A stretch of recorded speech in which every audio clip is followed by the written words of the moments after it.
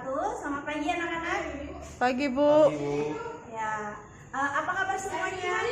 Baik, Bu. Baik, Bu. Ya. Sebelum kita mulai pelajaran kita hari ini, ada baiknya kita berdoa terlebih dahulu ya. Untuk ketua kelasnya dipimpin doa dulu, Aji. Baiklah teman-teman, sebelum kita memulai pelajaran, ada baiknya kita berdoa menurut kepercayaan dan agama masing-masing. Berdoa mulai.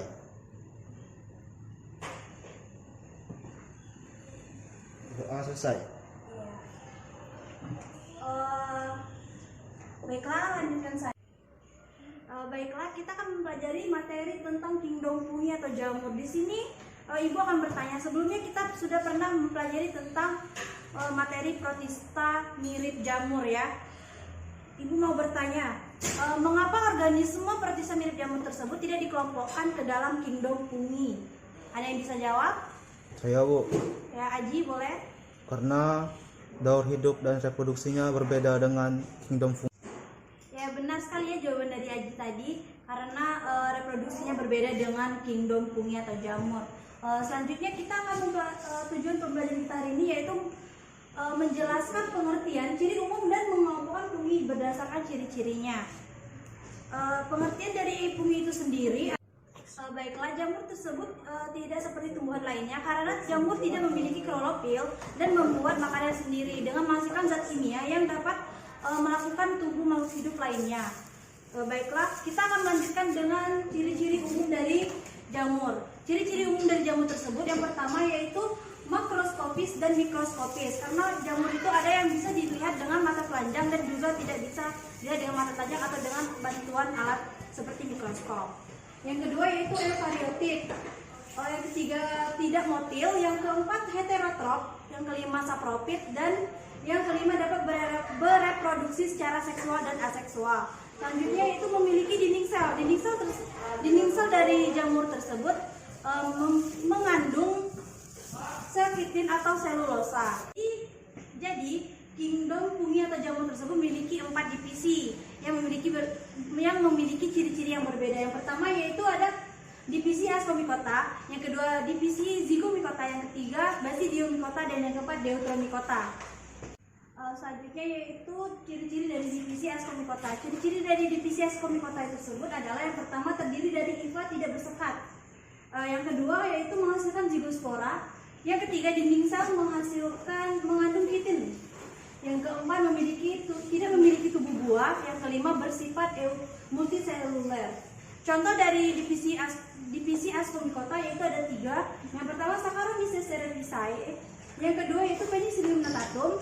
Dan yang ketiga Aspergillus wenti. Baiklah, ini adalah contoh dari jamur divisi Ascomycota. Selanjutnya yaitu divisi Zygomycota memiliki ciri-ciri hampir sama dengan divisi Ascomycota. Yang pertama itu hifa tidak bersekat, menghasilkan zigospora. Dinding selnya tersusun dari zat kitin. Selanjutnya itu reproduksi vegetatifnya membentuk spora. Yang kelima itu bersifat multiseluler. Yang pertama tadi kan dinding selnya tidak tersusun dari zat kitin. Jadi yang kedua ini divisi Zygomycota ini dinding selnya tersusun dari zat kitin. Contohnya yaitu pada Rhizopus sp. Berikut ini adalah contoh dari divisi Zygomycota. Selanjutnya yaitu divisi Basidiomycota. Divisi Basidiomycota ini memiliki ciri yaitu mengandung inti haploid. Yang kedua membentuk badan buah atau menghasilkan conidiospora. Dinding selnya terdiri dari zat kitin. Reproduksi vegetatif dan generatif. Reproduksi generatifnya ini menghasilkan basidiospora. Sedangkan reproduksi vegetatifnya ini membentuk conidiospora. Contohnya yaitu Amanita basidiospora. Ini adalah contoh dari divisi Basidiomycota. Selanjutnya yaitu divisi Deuteromycota. Divisi Deuteromycota ini memiliki ciri-ciri seperti memiliki keturunan diploid. Yang kedua mengandung inti haploid. Dinding selnya tersusun dari zat kitin. Reproduksi vegetatifnya membentuk conidiospora. Sedangkan reproduksi generatifnya itu belum diketahui. Jadi divisi Deuteromycota ini bisa dikatakan belum sempurna. Selanjutnya itu hifanya bersekat. Ada yang berinti primer atas 1, yang kedua yaitu berinti sekunder, yaitu berinti dua. Contoh dari divisi Deuteromycota tersebut ada dua. Yang pertama yaitu Microsporium audini atau yang menyebabkan penyakit kurat. Yang kedua yaitu Helminthosporium oryzae, yaitu perusak dari kecambah, tanaman kecambah. Ini adalah contoh dari divisi Deuteromycota. Baiklah, setelah kita mempelajari tentang ciri-ciri dari kingdom fungi atau jamur, kita akan melakukan pengamatan tentang jamur, yaitu yang kita ambil contohnya yaitu jamur tempe atau Rhizopus oryzae. Sebelumnya kalian duduk dulu per kelompok dan per kelompok yang sudah ibu bagikan dan mengerjakan LKTB. Yang pertama yaitu kita akan menyiapkan alat dan bahan untuk melakukan pengamatan dari jamur tempe tersebut. Yang pertama yaitu kita menyiapkan ada tempe, tusuk gigi, pipet tetes, gelas untuk tempat wadah air, tisu, kaca preparat, gelas kaca penutup, mikroskop, dan laptop. Baiklah, kita mulai saja. Yang pertama yaitu kita akan mengambil sampel dari jamurnya.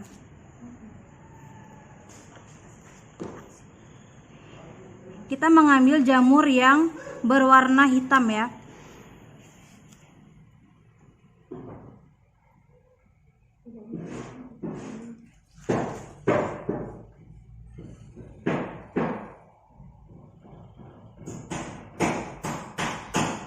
Lalu kita teteskan dengan air.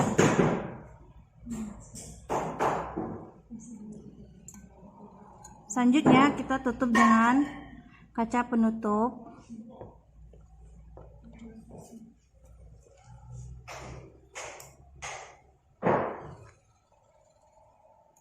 Untuk kita amati.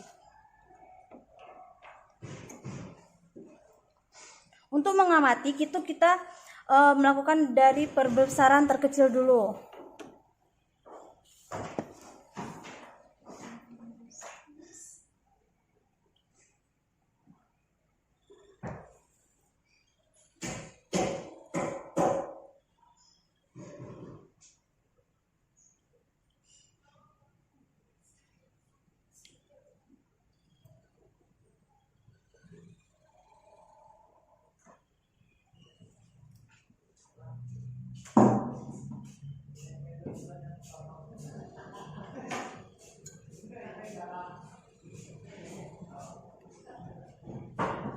Kita melakukan praktikum, Ibu akan menjelaskan bagaimana cara menggunakan mikroskop.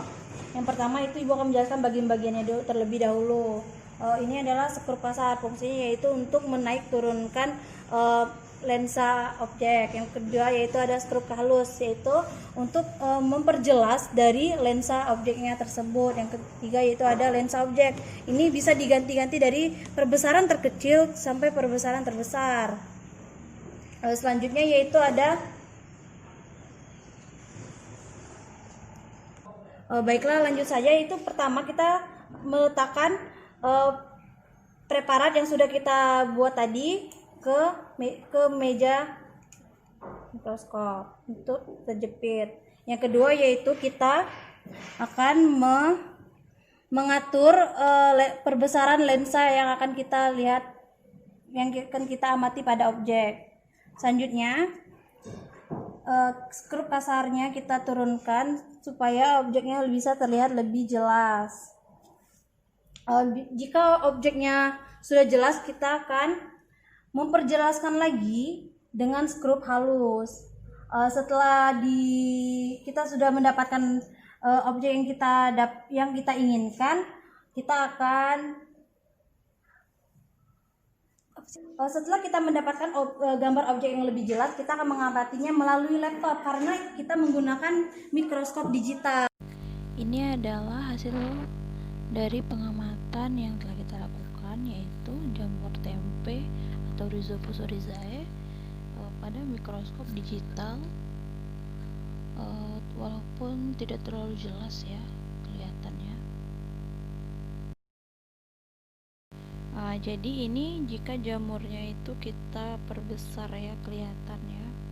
Dan yang ini adalah bagian-bagian dari jamur. Ada sporanium, ada rhizoid, ada spora iofor, ada stolon. Baiklah, setelah Ibu menjelaskan ciri-ciri dari kingdom fungi atau jamur dan terdapat juga 4 divisi, kita juga sudah melakukan pengamatan tentang jamur tempe. Ibu akan meminta satu orang untuk menyimpulkan pelajaran kita hari ini. Ya, Ibu minta kepada Roni untuk menjelaskan kesimpulan kita hari ini. Baiklah, sini saya akan menjelaskan kesimpulan tentang materi fungi pada pagi hari ini. Ciri-ciri zigomicota. Yang pertama yaitu tubuh terdiri atas pipa tak bersekat dan banyak besar. Kemudian menghasilkan zigospora sebagai hasil reproduksi seksual. Septa hanya terdapat pada sel untuk reproduksi. Dinding sel mengandung zat kitin dan tidak memiliki tubuh buah bersifat multiseluler. Zigomicota itu contohnya seperti Rhizopus sp. Kemudian Coccidiomycota itu contohnya Muscarina dan Velvarella valvaceae. Terus Deuteromycota itu contohnya Microsporium audiumi. Kemudian ada Helmin Trasporium oryzae.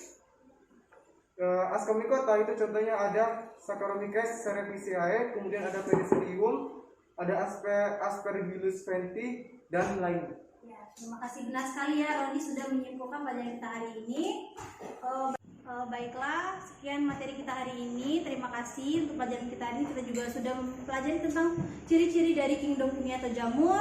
Kita juga sudah mengamati bagaimana cara kita mengambil sampel untuk melihat jamur dari tempe. Untuk selanjutnya jangan lupa belajar di rumah tentang materi kita selanjutnya, yaitu reproduksi pada jamur. Akhir kata, wassalamualaikum warahmatullahi wabarakatuh.